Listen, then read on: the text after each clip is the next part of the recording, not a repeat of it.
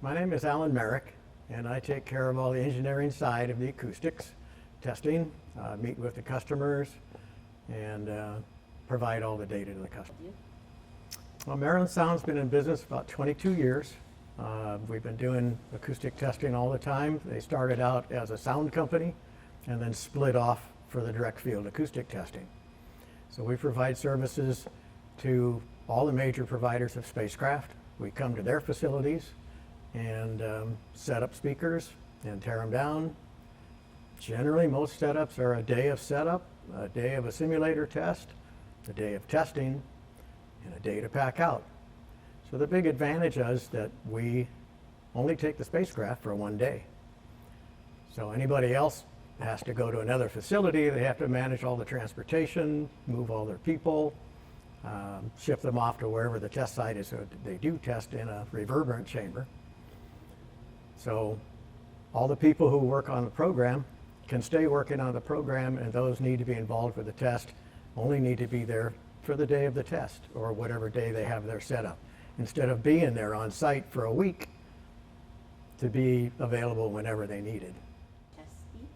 Tomorrow we're doing a qualification level for this. It's a smaller rocket, so it's 138 dB. Most of the large spacecraft, the geosynchronous spacecraft, go to 146. And we do other testing up to 150 dB, including components and parts of the rockets, the engine rocket itself, and some of the aircraft munitions and things as well. We test in-house to verify the levels we can achieve and the number of speakers. Now, this whole test is 400 megawatts.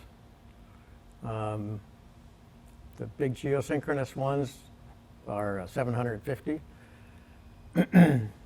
So that's just the generator supply, and then the amplifiers bring up more than that.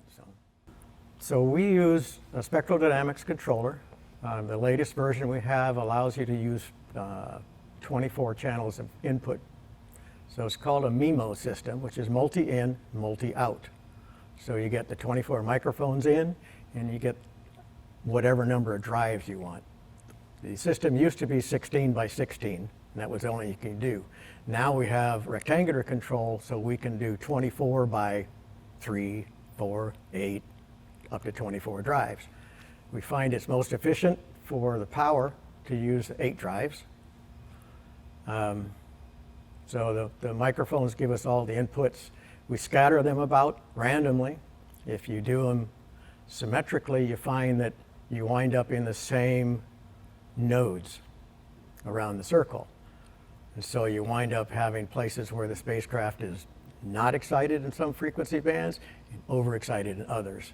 So by randomizing them, you get a more uniform field. So this is a structural test model. The reason we do a structural test model is to get an idea of how it reacts and how we can correlate it back to the engineering. That way, once you validate a model, then your engineering can go forward with the actual structures, and you have an idea that you'll be close to having the actual levels and stresses that you'll see in the final product.